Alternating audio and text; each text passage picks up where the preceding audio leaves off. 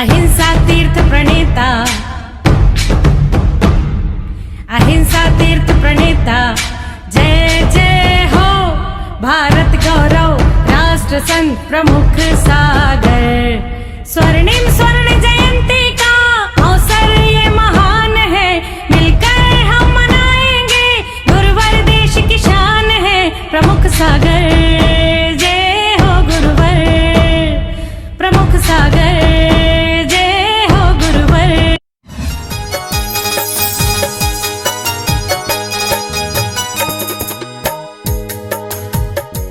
अंदर बोलने के साथ साथ यहाँ के कहने का प्रयास कर रहे हैं, भगवान आप बहुत होशियार भी हैं।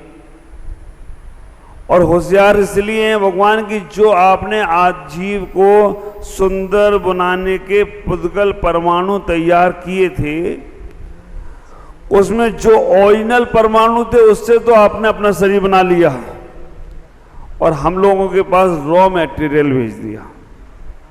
ख्याल करो, जितने छठे सुदगल पुद्गल परमाणु थे उनसे भगवान का शरीर बना है। मानतोंग आचार्य जेल के अंदर बैठकर भगवान की स्तुति कर रहे हैं, ये भगवान आप इतने सुंदर हैं कि आपका जैसा सुंदर रूप और किसी का नहीं है। संसार में हर जगह जाकर देख लिया, कामदेव को भी जाकर देख लिया, कामदेव भी इतना सुंदर होते हैं, लेकिन उनसे भी ज्यादा सुंदर आप हैं। हाँ देखो, वैसे तो मुझे ये लगता है कि मानतोंग आचार्य भगवान को पटा रहे। हमें किसी को पटाना होता तो क्या बोलते हैं, तुम बहुत सुंदर हो। हाँ? अगर किसी को पटाना होता है तो हम बोलते बहुत सुंदर हो। और जब वो पट जाता है और अपना काम हो जाता है तब बात सुंदरता खत्म हो जाती है। लेकिन ये तीन लोग के नाच जो सुंदर हैं वो कभी भी असुंदर होने वाले नहीं हैं।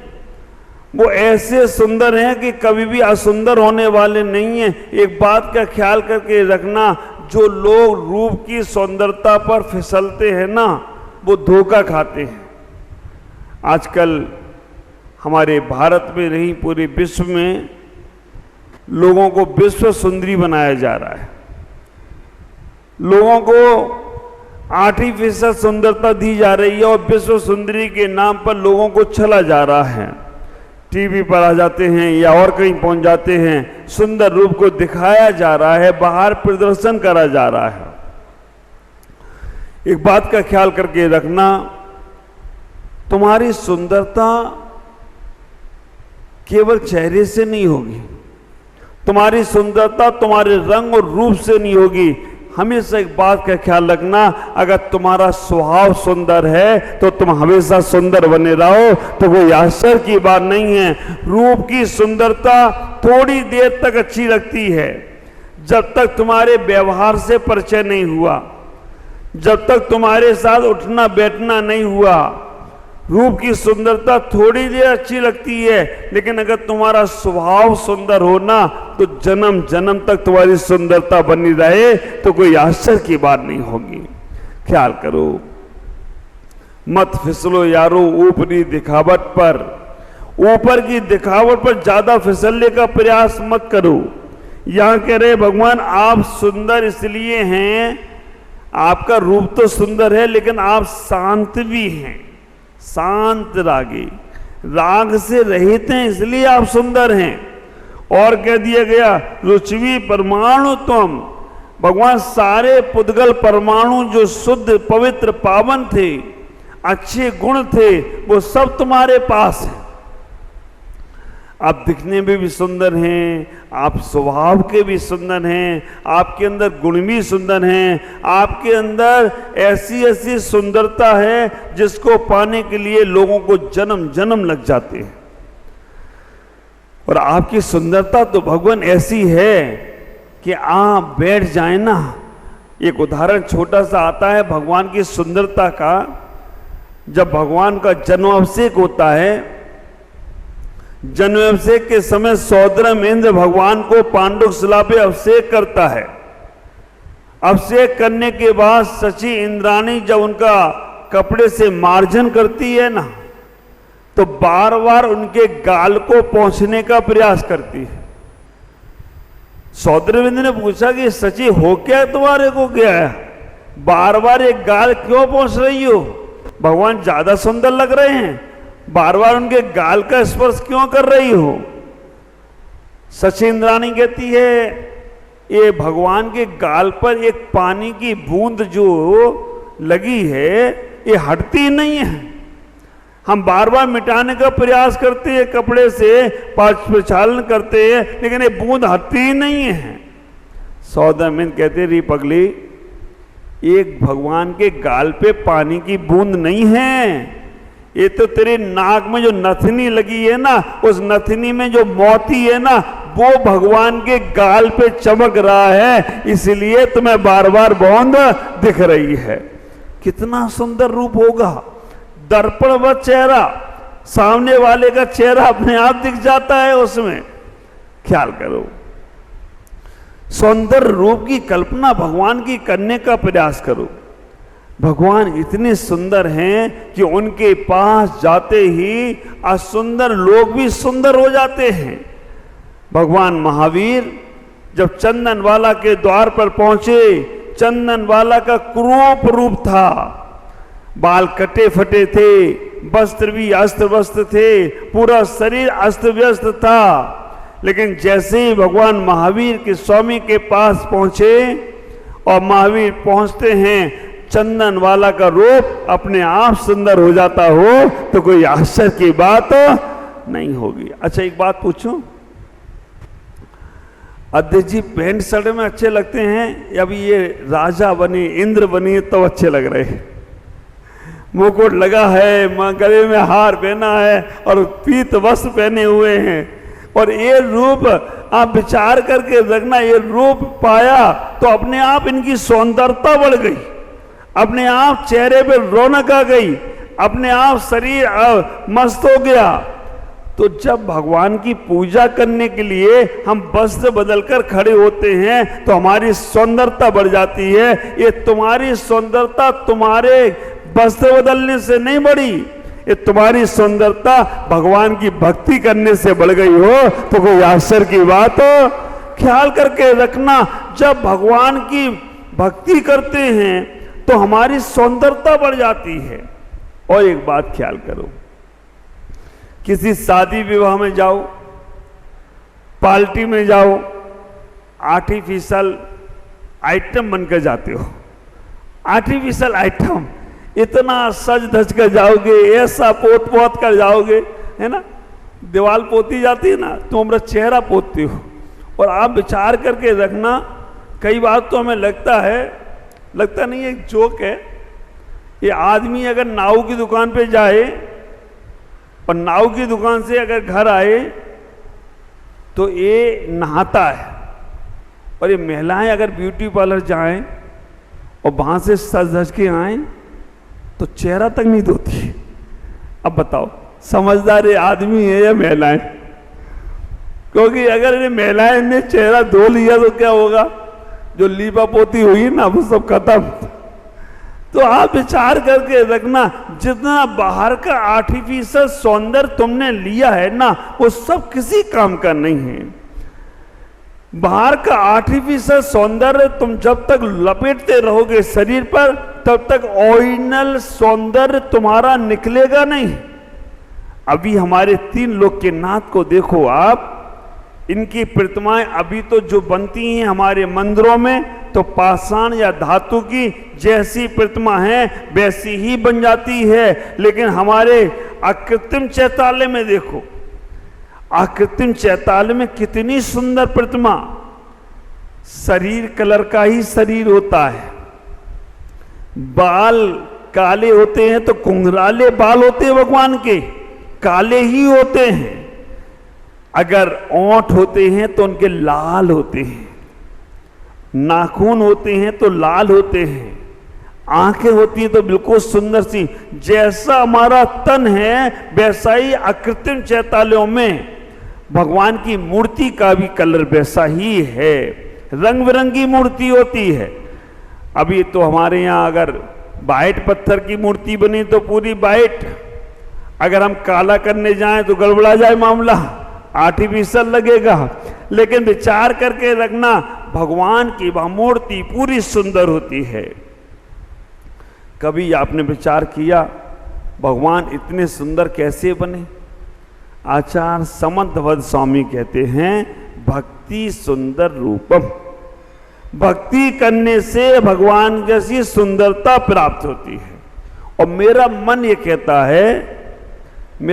कहता है कि जो लोग आर्टिफिशियल श्रृंगार करना छोड़ देते हैं, बाहर की वस्तुओं से अपने आप को सुंदर बनाना छोड़ देते हैं, बाहर की लिपस्टिक, चिपस्टिक, पाउडर, क्रीम लगाना छोड़ देते हैं, तो भगवान भी कहते होंगे तथास्तु, अब तुम ओरिजिनल रूप में सुंदर हो जाओ तो कोई आश्चर्य की बात नहीं होगी। आप विचार करना, हमारे मनोज भाई ले लो, संयोजक साहब, बाहर से ये कैसे भी हों लेकिन अंदर इनका मन कितना साफ और सुंदर है कि महाराज सबको लेकर चलना है, सबके साथ उठना बैठना है और छोटे बच्चे के साथ भी हो जाना एक साथ।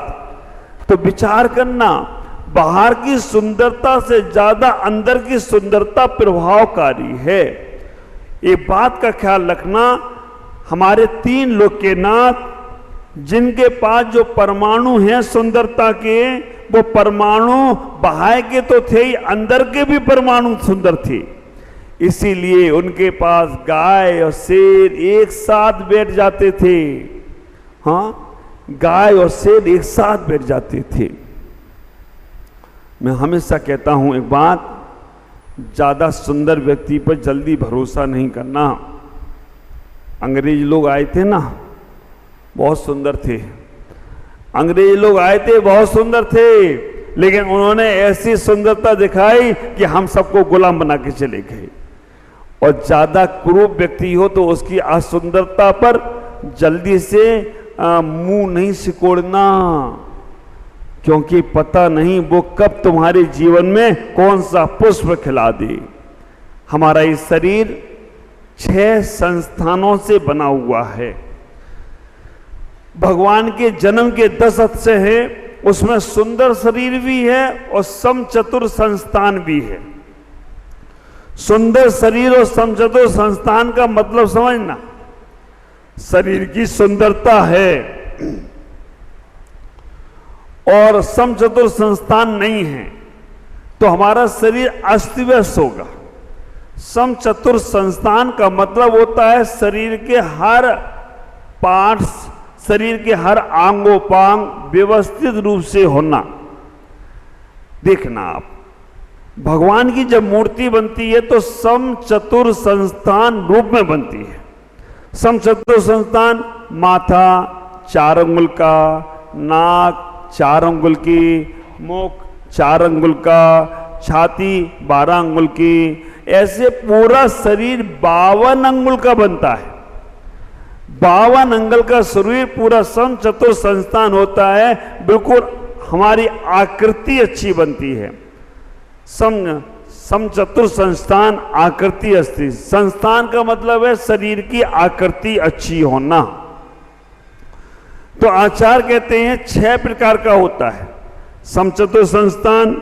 निग्रोध परिमंडल संस्थान, निग्रोध परिमंडल संस्थान का मतलब है कि कमर के ऊपर से तो शरीर बहुत मोटा है, कमर के नीचे बहुत पतला है, जैसा बट वृक्ष। ऐसे भी शरीर वाले लोग आप देखोगे कमर के ऊपर बहुत मोटे हैं, कमर के नीचे बहुत पतले हैं, इनको बोलते हैं निग्रोध परिमंडल संस्थान। जैसा बट वृक्ष ऊपर से तो फैला है लेकिन नीचे पतला है। तीसरे नंबर का संस्थान है स्वाति संस्थान। स्वाति संस्थान के मतलब कहते हैं कि नीचे से तो शरीर फैला है, कमर के नीचे तो शरीर बहुत मोटा हो गया, लेकिन कमर से ऊपर, नाभि से ऊपर बहुत पतला सा शरीर है, उसे कहते हैं निग्रोध स्वाति संस्थान। जैसे सांप की बामी, सांप घुसता है, छेद बहुत छोटा सा होता है, बिल बहुत छोटा सा होता है, लेकिन जब अंदर जाके देखो ना तो बहुत बड़ा स्थान है। कई बार तो ऐसा आप लोगों को दिखता भी होगा और सुना भी होगा, जहां सांप रहता है वहां खजाना बहुत होता है। अगर आपको अपने घर में अपने सपने में कभी कोई पूर्वज दिखे तो समझ लेना वो सांप बनकर वहीं पहरेदारी कर रहे हैं। सांप की बामी, स्वाति संस्थान। चौथे नंबर पे बोला कुब्जक संस्थान। कुब्जक संस्थान का मतलब है शरीर पर पीछे कुब्बड़ हो जाना या आगे कुब्बड़ हो जाना, उसे बोलते हैं कुब्जक संस्थान। ये भी शरीर आदमी पसंद नहीं करता है जिसको कुब्बड़ होता है। 5वें नंबर का बामन संस्थान। बामन संस्थान मतलब छोटा शरीर, बौना। सर्कस में देखते होंगे आप कई छोटे, और मुझे तो यहाँ पर जो दीमापुर नागालैंड में गाय दिखी सब बामन संस्थान की, छोटी छोटी सी गाय हैं, सब बामन संस्थान। और आखिरी संस्थान है हुंडक संस्थान। हुंडक संस्थान का मतलब है शरीर के आंग पांग उपांग एक भी ठीक ठाक नहीं, जैसे पेड़ पौधों के शरीर, इनका नियम से हुंडक संस्थान होता है। तो आप लोग बहुत अच्छे हैं, ना आपका हुंडक संस्थान है, ना आपका बामन संस्थान है, ना आपका स्वाति संस्थान है, ना आपका कुब्जक संस्थान है, ना आपका निग्रोध पर्यमंडल संस्थान है। आपका सम चतुर संस्थान है। दिखने में अच्छे लगते हो, लेकिन फिर भी आपके शरीर में कोई ना कोई दोष लग जाएगा। भगवान के शरीर में कोई दोष नहीं है, निर्दोष है। हे भगवान, जैसे आपका शरीर समस्त पुद्गल परमाणुओं से बना है, वैसे ही पुद्गल परमाणु की हमें प्राप्ति हो, हम भी अपने जीवन में अच्छे बने। आसाम में चाय की खेती होती है और मुझे ऐसा सुनने को मिला, अच्छी वाली चाय आती है तो वो विदेश भेज देते हैं, और जो चाय की चूरा बचती है वो अपने भारत में रख लेते हैं। हमें जितने अच्छे से अच्छे गुण मिले भगवान के, उन्हें अच्छे से अच्छे गुणों को प्राप्त करना चाहिए। अच्छे से अच्छे गुणों को पाकर अपने जीवन को धन्य कर लेना चाहिए। भक्ति से ही परमात्मा की तरह सुंदर बन सकते हो। आज इतना ही कहूँगा कि आप अपने जीवन में सुंदरता को प्राप्त करना चाहते हो, आर्टिफिशियल सुंदरता से बचो, क्योंकि बाहर की सुंदरता, केमिकलों की सुंदरता थोड़ी देर तक तो सुंदरता रूप दिखाती है, लेकिन बाद में वो सुंदर रूप कुरूप बना देती है। और अंतर की स्वभाव की सुंदरता, गुणों की सुंदरता विश्व सुंदरी बनाने वालों से कहूँगा, एक आध ऐसा भी प्रोग्राम बनाओ, विश्व सुंदरी की जगह गुण सुंदरी बनाना शुरू कर दो, तो अपने गुणों को लोग निखारने लगेंगे, अपने गुणों को आगे बढ़ाने लगेंगे। नहीं तो विश्व सुंदरी कुछ नहीं है, तुम्हारे अंगों का प्रदर्शन है। कभी भी अपने बच्चों को मॉडलिंग नहीं कराना, विश्व सुंदरी बनाने की होड़ नहीं कराना, क्योंकि वहाँ वो बाह्य दृष्टि में चले जाते हैं, दूसरों को आकर्षित करते चले जाते हैं। मैना सुंदरी और सुर सुंदरी, सुर सुंदरी बाहर के आकर्षण में थी, और मैना सुंदरी हमेशा इतना ही कहती, मैं ना सुंदरी, मैं सुंदर नहीं हूँ, मेरे गुण सुंदर हैं, तो बात अलग है। आज इतना ही। ओम नमः जय गुरुदेव।